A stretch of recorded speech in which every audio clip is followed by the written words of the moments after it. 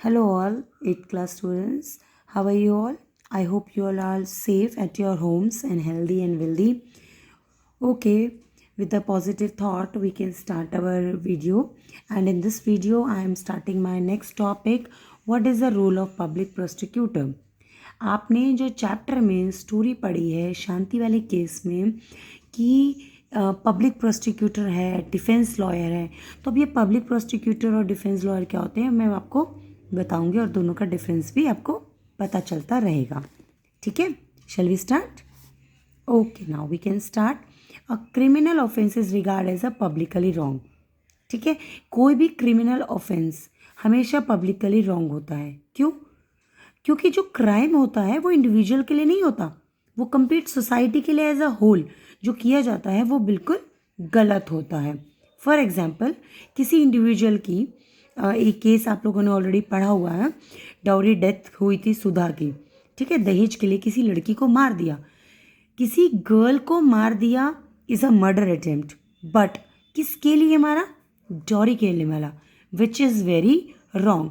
So in that case ऐसे कोई issues जो एक कंप्लीटली ऑफेंस सोसाइटी के लिए पब्लिकली रॉन्ग है, उस सिचुएशन में हमें पब्लिक प्रोसिक्यूटर की ज़रूरत पड़ेगी. क्योंकि public prosecutor is a lawyer which is provided by the state government, okay, for the benefit of the state only, ताकि वो जो केस लड़ेंगे वो बिल्कुल न्यूट्रल होकर लड़ेंगे और हमारी कंप्लीटली सोसाइटी के बेनिफिट के लिए ही डिसीजन लिया जाएगा. Okay, in court it is public prosecutor who presents the interest of state means the government, also you can refer it. The role of prosecutor begins once. कब start होता है? Question आ सकता है कि रोल कब start होता है public prosecutor का? जब पुलिस की इन्वेस्टिगेशन शुरू होती है और वो चार्जशीट कोर्ट में दायर करता है, जब तक उसका कोई रोल नहीं है. इन्वेस्टिगेशन में पब्लिक प्रोसिक्यूटर का कोई रोल नहीं है, बट पब्लिक प्रोसिक्यूटर कंडक्ट किया जाता है prosecution on the behalf of state. When the state government appoint a public prosecutor for any particular case, then they were appointed as an officer of the court. उसकी duty हो जाती है बिल्कुल impartially, बिना किसी भेदभाव के, presents the full complete material, उस केस से रिलेटेड फैक्ट, विटनेस, एविडेंस को कलेक्ट करेंगे और जज के सामने उसको बिल्कुल अच्छे से रिप्रेजेंट करेंगे. जैसे कमला रॉय पब्लिक प्रोसिक्यूटर पहले शांति के पास गई, उसने शांति से केस पूछा, शांति से बात की, शांति के भाई से पूछताछ की और फिर जाकर कोर्ट में उन्होंने रिप्रेजेंट किया था. अब मैं यहीं पे आपको बता देती हूँ डिफेंस लॉयर के बारे में भी. पब्लिक प्रोसिक्यूटर स्टेट बेनिफिट के लिए आता है और डिफेंस लॉयर अपने अक्यूज्ड को डिफेंस करने के लिए आता है, बचाने के लिए आता है. Defence means to save. अब जो कमला रॉय थी वो पब्लिक प्रोसिक्यूटर नहीं थी, वो कौन थी? डिफेंस लॉयर थी, शांति को डिफेंस करने के लिए आई थी. Okay, what is the role of the जज? नेक्स्ट टॉपिक इज जज का क्या काम है कोर्ट में. जज बिल्कुल एक जैसे मैच में एम्पायर होता है, रेफरी होता है, वैसे ही जज एक अंपायर है जो कि कोर्ट में बिल्कुल इम्पार्शली होकर सारे केस को सुनता है, समझता है. कहाँ पर? ओपन कोर्ट में. सारे विटनेस, एविडेंस, सारे डिफेंस, प्रोसिक्यूशन, लॉयर्स के बीच के क्रॉस एग्जामिनेशन, सारे क्वेश्चन सुनने के बाद डिसाइड करता है कि एक्यूज पीपल गिल्टी है या इनोसेंट है. जिसके बेसिस पे वो एविडेंस जो प्रेजेंट किए गए हैं लॉ के अकॉर्डिंगली, फिर वो फाइनल स्टेटमेंट देते हैं, सेंटेंस सुनाते हैं. एक एक्यूज पीपल के लिए क्या पनिशमेंट, अगर वो गिल्टी है तो उसके लिए क्या पनिशमेंट बनती है, क्या पेनल्टी बनती है, या दोनों बनते हैं, वो लॉ को ध्यान में रखते हुए उसको डिस्क्राइब प्रिस्क्राइब करते हैं. ठीक है, very important. What is a fair trial? Fair मतलब एसएसटी की नॉलेज में यहाँ पे फेयर है नीट एंड क्लीन. ट्रायल मतलब कि एक्यूज को अपनी बात रखने का अधिकार होता है. किस तरीके से उसको अधिकार मिलता है, कैसे वो अपने आप को रिप्रेजेंट करता है, वो हम यहाँ पे देखेंगे.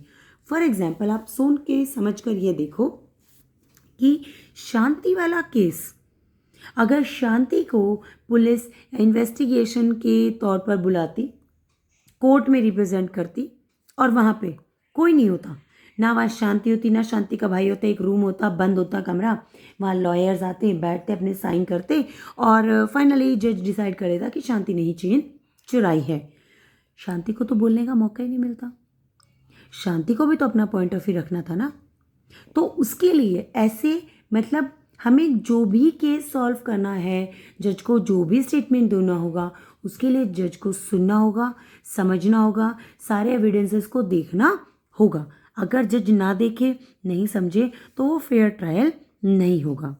If the court did not give a copy of chargesheet, अगर कोर्ट उसको चार्जशीट की कॉपी ना देता, अगर शांति को पुलिस चार्जशीट की कॉपी ना देता, ठीक है, विटनेस की स्टेटमेंट ना लिखी होती, तो क्या होता? व्हाट इफ द अगर ट्रायल किसी ऐसी सीक्रेट जगह पे होता जहाँ ना तो शांति होती, ना शांति का भाई होता। व्हाट इफ अगर शांति को कोई लॉयर ही नहीं मिलता, like the Rao, advocate Roy, Kamala Rao, और ना वहाँ कोई डिफेंस लॉयर होता, ठीक है, ना शांति को अपनी बात रखने की अपॉर्चुनिटी मिलती, ना प्रोसिक्यूशन लॉयर शिंदे से, मिसेस शिंदे से, उनकी वाइफ से किसी तरीके की बात करता, कैसे डिसाइड होता कि शांति गिल्टी है या नहीं, और डायरेक्टली सिर्फ ये बता दिया जाता कि शांति ने ही गुनाह किया है। So this is a wrong commitment. अगर शांति के साथ ऐसा कुछ होता तो, अगर ऐसा होता तो अनफेयर ट्रायल होता। इसीलिए बहुत डिफरेंट प्रोसीजर बताए गए हैं, क्योंकि कॉन्स्टिट्यूशन में बताया गया है हर सिटीज़न को आर्टिकल 21 के अकॉर्डिंगली राइट टू लाइफ का अधिकार है, उसको अपनी जीने का अधिकार है, अपनी लाइफ को लिबर्टी के साथ रहने का अधिकार है। इसीलिए उसको रीजनेबल लीगल प्रोसेसेस के तहत 21 कॉन्स्टिट्यूशन के अंदर फेयर ट्रायल का मौका दिया जाता है। Now let's discuss Shanti case as describe in the story board. Essential elements क्या हैं? First, Shanti get the copy of chargesheet, सारे other evidence that prosecution presented against her. Shanti को बताया गया कि उसके खिलाफ क्या चार्जशीट दायर की गई है, कोर्ट में उसके खिलाफ किस तरीके से प्रोसिक्यूशन एविडेंस प्रेजेंट करेंगे। शांति के ऊपर ऑफेंस, उसके ऊपर एक एलिगेशन लगाया गया था कि उसने क्राइम किया है लॉ की नज़रों में। ओके, द ट्रायल जो होता है, फेयर ट्रायल ओपन कोर्ट में होता है, मीन्स पब्लिक व्यू होता है, मीन्स कोर्ट में जज होंगे, प्रोसिक्यूशन लॉयर होंगे, डिफेंस लॉयर होंगे, उसके फ्रेंड रिलेटिव्स होंगे, मिस्टर मिसेस शिंदे होंगे, सब पब्लिकली वहाँ सब प्रेजेंट होंगे। The trial is happened in the presence of accused, Shanti present होगी, सबसे बड़ी बात है, ठीक है। वॉज डिफेंडेड बाय लॉयर, शांति की जो लॉयर थी एडवोकेट रॉय, उसको भी अपॉर्चुनिटी मिली क्रॉस एग्जामिन करने की, प्रोसिक्यूशन विटनेस की, यानी कि उसने इंस्पेक्टर से क्वेश्चन किए थे, मिस्टर मिसेस शिंदे से क्वेश्चंस किए थे, तो एडवोकेट रॉय को भी अपॉर्चुनिटी मिली थी अपने विटनेस शांति को रिप्रेजेंट करने की।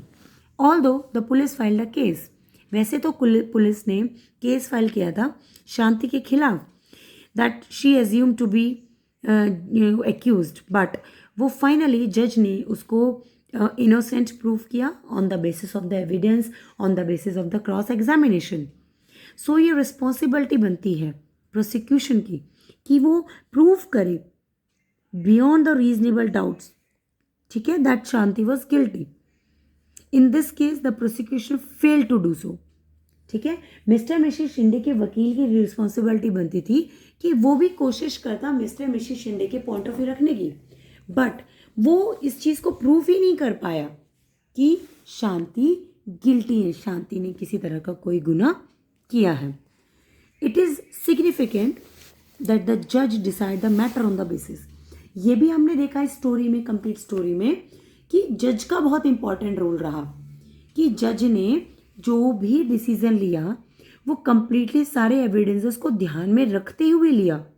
द जज not jump to the conclusion कि शांति ने एकदम से चोरी की है, वो तो बहुत गरीब पुअर मेड सर्वेंट थी, वो तो ज़रूरतमंद थी इसलिए उसने चोरी की, बल्कि जज ने बिल्कुल इम्पार्शली इस केस को देखा, सुना, समझा, सारे एविडेंस को ध्यान में रखते हुए उन्होंने ये कहा कि शांति बिल्कुल इनोसेंट है और शांति को बिल्कुल फ्री किया जाता है कोर्ट की इस सारे के सारी क्रिमिनल जस्टिस सिस्टम से. Okay, so in Shanti's case, justice was finally to be done her because there was a fair trial. ऐसा सब कुछ क्यों हुआ? क्योंकि this is all because of the fair trial only. अगर फेयर ट्रायल नहीं होता, शांति को मौका नहीं मिलता, तो शांति अपने आप को सही कैसे साबित करती. ठीक है. So it is the completely role of our constitution and the law, जो कि हर इंडिविजुअल को ध्यान में रखते हुए उनको बहुत सारे राइट्स देता है. और कॉन्स्टिट्यूशन ही different role of different individual, जो क्रिमिनल जस्टिस सिस्टम, जो इंपॉर्टेंट पीपल्स हैं, उनके रोल भी उनको अच्छे से समझाता है. इसका मतलब ये ज़रूरी है कि हर सिटीज़न, ठीक है, चाहे वो किसी भी क्लास का, कास्ट का, जेंडर का, रिलीजन का, किसी भी आइडियोलॉजी बैकग्राउंड से बिलोंग करेगा, उसको फेयर ट्रायल के लिए, अगर कोई उसको इंक्वायरी इंटरोगेशन के लिए बुलाता है on the basis of the accuse person, कोई भी इंडिविजुअल जिसको एज एक्यूज पुलिस ने इन्वेस्टिगेशन इंटरोगेशन के लिए बुलाया है, तो वो भी फेयर ट्रायल के लिए डिमांड कर सकता है if the chargesheet file in the front of the magistrate court. Again the rule of law which means that everyone is equal to before the law would make sense if every citizen was not guaranteed a fair trial by the constitution. Rule of law कहता है हर citizen equal है law की नज़रों में, लेकिन अगर एक citizen को फेयर ट्रायल का मौका नहीं दिया जा रहा, तो रूल ऑफ लॉ के कोई मायने नहीं रह जाते हैं. आई होप आपको यहाँ तक चैप्टर समझ में आया. चैप्टर यहाँ पे आपका कंप्लीट हो गया है. अगर आपको कोई भी डाउट, कोई क्वेरी है, तो आप मुझे कमेंट करो. ठीक है, आप मेरे साथ शेयर कर सकते हो कोई भी डाउट या क्वेरी है. I will surely solve your queries timely as before as early possible. आई होप आपको चैप्टर समझ में आया है. चैप्टर समझ में आया, वीडियो अच्छी लगी मेरे चैप्टर्स की, तो आप लाइक करो, शेयर करो, कमेंट करो. Thank you. Good day.